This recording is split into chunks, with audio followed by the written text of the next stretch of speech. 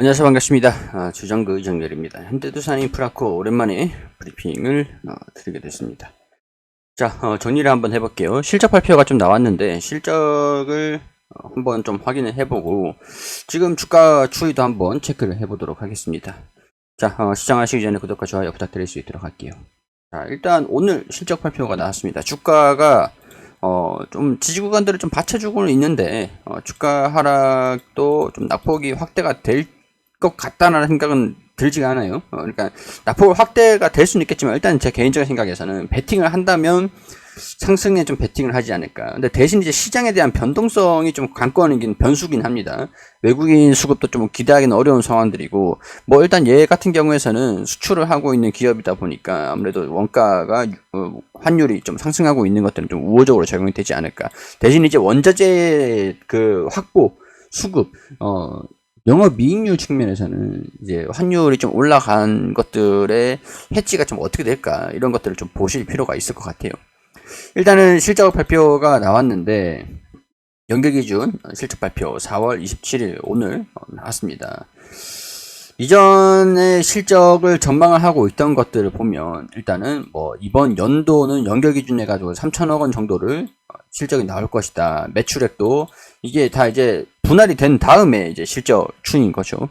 4조 6천억 원, 3천억 원 이렇게 매출이랑 영업이익이랑 전망을 하고 있는 상황이고 지배주주 순이익이랑 단기 순이익은 1,750원대, 1,750억대 이렇게 진행을 하고 있고 지금 보면 PER이 2.65를 가리키고 있습니다. 2.65배.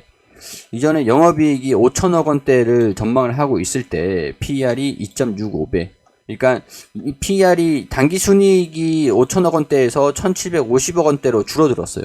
줄어들었기 때문에 지금 통상적으로 건설 장비 관련 기업들 같은 경우에서는 통상적으로 7배에서 10배 정도의 PER을 형성을 하고 있습니다. 참고로 두산밥켓은 실적이 견고하고 있는 상황들이기 때문에 뭐 PER이 적정하게 한 10배 정도로 움직이고 있는 상황들이에요. PER이 앞으로 좀 낮아질 거다. 그러니까 굳이 비교를 하자라면 인 거죠. 3,800억 원에서 4,400억 원, 4,900억 원, 5,000억 원 이렇게 실적이 증가될 거다라고 전망하고 있는 게 차이가 좀 있잖아요. 두산인프라코 같은 경우에서는 현대두산인프라코는 이제 현대로 넘어가면서 실적이 점진적으로 증가가 될 것이냐라는 부분들이 숙제다라고 했죠. 자, 일단은 단기 순이익이 조금 줄어들 거다라고 보고는 있습니다. 2,800억 원, 2021년 때 2,800억 원, 2021년대는 5,600억 원, 근데 1,750억 원으로, 2,000억 원으로, 2,140억 원으로 좀 줄어들 거다. 그럼 이때의 PER이 얼마냐? 7배, 그리고 5배, 5배에서 7배 수준. 그러니까 지금 이제 2.6배다라고 하면은, 굉장히 저렴하네? 라고 생각할 수는 있겠지만은, 미래에 대한 부분들을 반영을 시킨다라고 하면, 지금 EPS가 878원으로 줄어들죠. 그러니까 5천억 원대랑 1,700억 원대랑 봤을 때, 단기 순이익, 지배주주 순이익도 줄어들죠. 그렇기 때문에, PER이 낮아진다. 그럼 878원으로 현 주가를 대입을 해서 계산을 해보면, 6배, 6.9배 정도. 6.9배인데 이게 아직까지 실적을 완전히 체크가 된 게 아니다 보니까 지금 일단 그래도 가장 좀 저렴할 때 바닥 구간이라고 좀 판단을 할 수 있지 않을까라고 생각이 되는 게 미래 또 이제 대신 이제 이번 연도가 지난 다음에 실적이 확인이 돼야 되는 것들이죠. 장기적으로 봤을 때 6,120원대라고 하면은 EPS를 1,000원을 대입을 했을 때 2022년도, 2023년도를 대입을 해봤을 때 추정치에 한 6배 정도. 보통 이제 6배 정도로 움직이거든요. 건설 기계가 낮으면 6배, 높으면 한 10배 정도로 왔다 갔다 해요. 이슈가 있으면 10배 정도로. 그러니까 현대두산인프라코가 지금 이 주가가 낙폭을 확대를 한다라면 분할 매수 기회가 될 수 있지 않을까. 아니면은 낙폭을 확대하지 않고 이 박스권의 움직임들, 그러니까 실적에 따라서 좀 왔다 갔다 하는 방향성들이 결정이 될 수 있을 것 같은데 1분기 실적이 발표가 나왔습니다. 일단 이런 전망인 상황에서 1분기 실적이 발표가 나왔어요.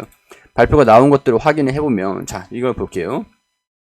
22년도 1분기 영업이익이 1,000억 원대를 기록을 했다. 일단 컨센서스를 부합을 시켰다.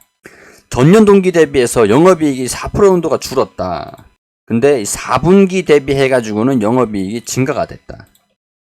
그럼에도 불구하고 단기 순이익은 마이너스 58% 정도가 줄어들었다.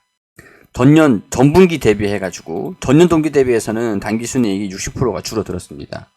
추정치 대비해서는 조금 부합한 실적을 발표를 했기 때문에 어느 정도 이 정도 나오지 않을까라고 예측을 했던 거. 대신에 이제 지배주주 순이익이 10% 정도 추정치 대비해서는 증가가 된 거죠. 10% 정도 가량. 그렇기 때문에 주가 하락은 일단은 실적을 부합시켰기 때문에 이런 우려감들 조금 이제 낮아질 것이다라는 것들을 반영을 시켰다고 하면은 실적에 일단은 부합을 시켰기 때문에 낙폭을 확대시킬 만한 요인들은 아니지 않을까라고 개인적으로 생각을 하고 있는 겁니다. 자, 일단 전분기 대비해서 당기 순이익이랑 지배주주 순이익이 줄어든 거는 좀 불리하긴 해요. 불리하긴 하지만 이거는 전망을 하고 있었던 상황들이고, 전망을 하고 있었던 상황들에서 PER이, 적정 PER이 그러면은 추정치에 부합하니까 한 6배, 7배 수준으로 움직이는 주가 움직임들을 보여주지 않겠느냐.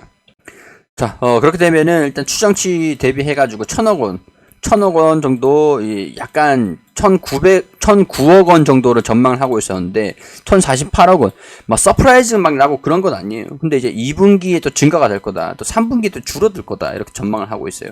어쨌든 간에 3,000억 원을 추정을 하고 있는 상황들인데, 내년과 내후년 이렇게 3,740억 원 막 드라마틱하게 증가가 되기보다는 영업이익률의 빠른 회복, 이런 것들을 좀 보여줄 필요가 있다라는 거죠.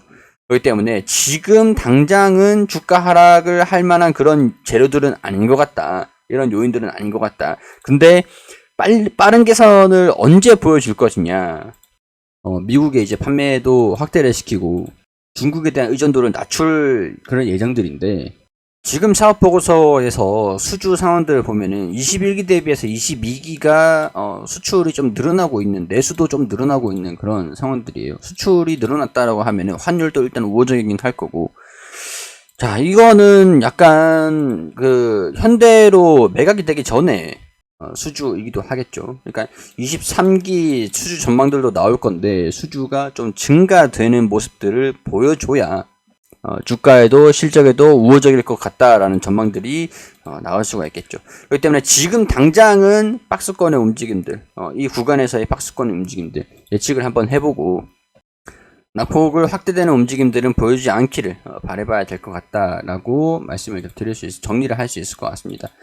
일단은 실적이 좀 컨센서스에 부합하는 실적들 보여주는 상황들에서 PER이 보통 이제 7배 정도 형성을 하는 것들이 있다 보니까 지금 PER에 부합하는 그런 실적들이 나온 것들인데, 이제 이런 실적의 추정치에 부합하는 실적을 발표를 했고 확인이 됐기 때문에 낙폭을 확대하지 않고 좀 이제 숨고르기를 보여주는, 이거 숨고르기 좀 당분간 이어간다라고 보고, 회복세 수주가 좀 더 증가된다라는 것들이 확인이 된다라고 한다면 주가에도 반영을 시켜주는 그런 모습들을 이제는 기대를 해봐야 될 것 같다라고 정리를 할 수 있도록 하겠습니다.